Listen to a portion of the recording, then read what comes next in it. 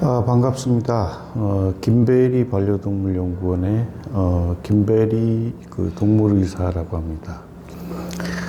오늘은 카이에서 준비한 반려동물 신사업 관련 100강 중에 이제 핵심 5가지 서비스 부분에 강연을 찍게 되었습니다. 본 강연은 어디서도 볼 수 없는 내용과 예시를 바탕으로 진행합니다. 반려동물 관점에서 최상의 반려인 행복, 반려동물 신사업 리더, 고액연봉의 반려인 양성을 목적으로 진행합니다. 사람들은 초등학생 정도면 스스로 가고 싶을 때와 장소를 선택해서 갈 수가 있죠. 반려동물은 그런 욕구가 없을까요? 반려동물이 가고 싶을 때 가고 고르고 싶은 걸 고르는 것이야말로 진정한 반려인이 제공해야 할 기본 생활이 아닐까 생각합니다. 의식주와 간단한 산책만으로 반려동물이 행복하길 바라는 자체가 우리 반려인의 착각일 수가 있어요. 그렇다고 반려동물에 한 달에 수십만 원을 지출하기는 어려운 현실이죠. 그래서 이 강연은 의식주 제공에만 신경 쓰는 반려인과 반려동물 사업가들과는 차별화된 반려 세상을 보여드립니다. 사업가는 고객의 고민을 해결해주는 정도에 따라서 성공의 크기가 정해집니다. 반려동물에겐 이미 수많은 사료와 간식이 넘쳐나고 있고 단순하게 시장이 커진다고 포화된 영역에서 불나방처럼 뛰어들고 있는 상황입니다. 절실하게 필요로 하는 분야는 하지 않고 넘쳐나는 부분으로 뛰어드는 건 양떼들이 절벽으로 달려가는 상황과 너무 닮아 있습니다. 반려동물의 눈빛을 보면 지루하고 진부하고 재미없고 마음에 안 든다 이런 표현을 하고 있는데 우리 반려인하고 반려동물 사업자들은 알아채지 못하고 있어요. 반려동물에게 진정한 행복을 찾아주는 5가지 서비스를 공개합니다. 첫 번째, 산책의 자유.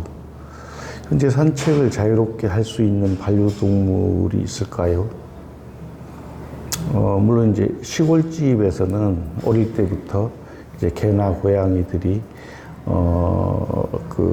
경험에 의해서 환경을 다 알기 때문에 로드킬에 당할 염려는 없겠죠. 그래서 현재 도시에 있는 아이들을 시골집에 보내서 시골 아이들처럼 놀게 하는 건 불가능하겠죠. 로드킬로 인해서. 그래서 카이가 제안하는 것이 반려동물 마을입니다. 반려마을이라고 이제 이름을 지었습니다. 그래서 이 반려마을에 사는 반려동물들은 자유롭게 거리를 다닐 수가 있죠. 1층에 차가 다니지 않기 때문에 로드킬 당할 우려가 없는 거죠. 반려마을로 이사 오는 반려동물은 일주가 채 안 돼서 표정과 행동이 많이 달라질 거예요. 밝고 기운찬 밝고 활기찬 기운이 반려인에게 전달돼서 반려인도 행복에 동참하게 되는 거죠. 현재 반려인이 모여 사는 원룸 투룸의 건물이 한국에도 한 5년 전부터 지어지고 있어요. 하지만 자유로운 산책이 보장되지는 않아요. 100가구, 1000가구의 반려마을 상상이 되나요? 퇴근 후나 비가 올 때 반려인은 반려동물 산책에 대한 사실 강박관념에 가까운 의무감을 가지고 있어요. 그래서 그러한 부분들은 반려마을을 통해서 깨끗이 그 고민을 해결할 수가 있습니다. 그리고 이 반려마을에는 반려동물 대변하고 음식물 쓰레기를 치워주는 청소기가 있어요. 그 뭐 집안에도 있지만 마을 곳곳에 배치가 돼서 아주 쾌적한 환경을 유지할 수가 있죠. 특히 그 가정 내에서 음식물 쓰레기는 한번 그 냄새를 맡게 되면 며칠을 가게 되는데, 이제 그러한 사람의 그 악취에서도 해방이 되는 거죠. 그리고 산책 갔다 온 동물들이 이제 쪽문을 통해서 나갔다 들어올 때 자동으로 씻겨서 들어오기 때문에 실내가 오염되는 것도 막을 수가 있어요. 그리고 반려동물 라이프 도우미가 각각 그 반려동물에게 맞는 사료, 간식, 용품, 서비스를 정기적으로 제공을 하기 때문에 반려인들이 이제 그 수많은 쇼핑몰에서 이거저거 찾아 헤매는 일이 없어지게 될 거예요. 물론 이제 반려인이 꼭 사주고 싶은 이제 그런 게 있으면 도우미와 상의해서 하면 더 낫겠죠. 거기다가 이 마을에 살면 본인이 원할 때 재택근무로 일을 할 수가 있어요. 물론 반려동물 관련된 일인데 상대적으로 매우 고수익의 그 일자리가 제공이 됩니다. 이런 세상이 그 먼 미래의 일이라고 생각을 할 수 있는데 지금 당장이라도 가능합니다. 그래서 반려마을은 반려동물의 자유로운 산책을 보장하는 가장 선진화된 서비스라고 할 수 있습니다.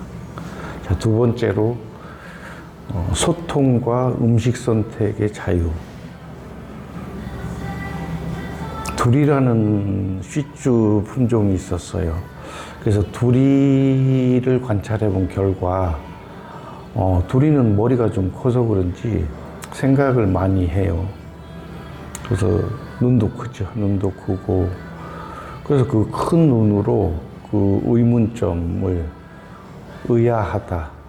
그래서 니들 인간들은 뭐 전화니 문자니 하면서 먹을 것도 날마다 사다 나르고 하는데 왜 나한테 주는 거는 사료하고 객검 그리고 몇 가지 간식뿐이냐. 그래서 둘이의 표정은 그랬어요. 표현을 해도 동물의사인 그 나조차도 걔가 무슨 말을 하는지 사실 처음에 못 알아들었어요. 그래서 이 얘가 하는 행동이라고는 말이 안 통할 때는 들이누워 자죠. 그럼 또 살이 찌고, 그래서 살이 찌면 또 걷는 걸 귀찮아하게 되죠. 자, 여기서 동물들이 TV를 안 본다고 착각하는 사람들이 많아요. 특히 반려인인데도 그걸 아직 눈치 못 채고 있는 분들이 많아요. 반려동물들이 그 의식주를 반려인에게 의지하다 보니까 반려인이 있을 때는 이제 반려인만 쳐다보고 다녀요. 오직 반려인만 바라보고 있고 관심이 있다는 듯이 행동을 하죠. 그래서 혼자 있을 때의 그 반려동물의 행동을 관찰해 봐야 합니다. 즉, 그 반려인이 집을 나서고 나서의 그 집에서의 그 반려인들의 행동, 거기서 힌트를 얻을 수 있어요. 그래서 둘이의 경우도 내가 그 문 밖을 나가게 되면 눈빛이 살짝 바뀝니다. 눈빛이 바뀌면서 내가 할 일이 있는데 빨리 안 나가고 머무적거린다고 그런 눈빛. 그래서 그 순간 0.12초 사이에 그 변화하는 그 눈빛 속에서 둘이가 무엇을 원하는지를 캐치할 수 있었어요. 왜냐하면 그 다음 행동을 보면 되니까. 자, 둘이는 그 다음에 어떤 행동을 했을까요? 출근 전에 내가 이제 아침마다 좀 그 뉴스를 보고 나가는데 거기서 좀 편안한 자세로 누워서 한 5분, 10분 정도 그 뉴스를 보다 나오는데 내가 누웠던 그 자리에 둘이가 그대로 이렇게 좀 까드러지게 누워서 내가 누웠던 자세로 눕는 거예요. 그러면서 표정도 좀 나와 비슷하게 그런 표정을 짓는 거예요. 이건 아마 저거랑 똑같을 거예요.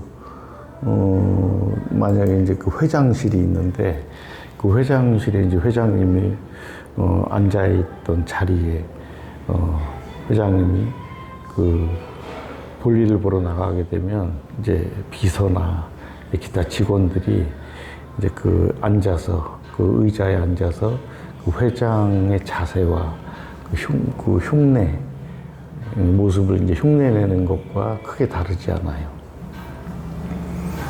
자, 근데 TV를 이렇게 지켜보던 둘이가 그 요즘 TV에도 이제 동물 간식이 많이 나오잖아요. 그 간식 광고가 딱 나오니까 그 TV 옆에 그 강아지, 고양이를 위해서 우리 카이에서 만들어 놓은 그 캠친구라는 서비스가 있어요. 거기 이제 모니터가 이렇게 나와 있죠. 터치형으로 되어 있는데 오른손으로 음식 카테고리를 딱 치더니 그럼 딱 치면은 이제 그 몇 초 간격으로 간식들이 이렇게 보여져요. 근데 이 우리 캠친구 서비스에 있는 그 모니터는 좀 특별한 모니터예요. 일본의 한 학자가 개발한 시스템인데 이걸 터치를 하면 거기서 향이 나와요.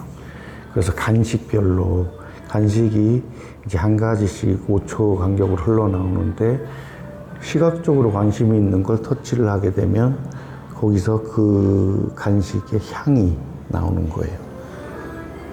그래서 이 부분도 몇 년 전부터 유심히 이제 카이에서 그 일본의 학자 그분을 지켜보다가 전속으로 그 계약을 맺었죠. 그래서 탄생하게 된 모니터죠. 그래서 우리 둘이를 이렇게 살펴봤더니 거기서 음식 카테고리에서 광고에서 TV 광고에서 나왔던 그 간식과 비슷한 것을 찾아서 손으로 터치를 하는 거예요. 그럼 이제 그게 자세하게 보여지면서 그러면 둘이는 이제 몇 번, 두세 번을 치게 돼요. 그래서 이 시스템에서는 3번 이상 터치를 한 거는 그 이제 우측 상단에 이제 우리 둘이가 선택한 그러니까 장바구니죠. 장바구니로 이게 넘어가게 돼 있어요. 그래서 24시간을 기준으로 해서 둘이가 터치한 뭐 간식이나 장난감 서비스도 있어요. 그런 서비스까지도 24시간 기준으로 해서 이게 반려동물 생활 도우미에게 전달이 돼요. 그리고 이제 카이 소속의 연구원이죠. 이제 전달이 되고 그래서 하루에 한 번씩 이게 전달되면 바로 정리를 해서 이제 다음날 반려인에게 전달이 됩니다. 그러면 반려인은 내가 이 정도는 그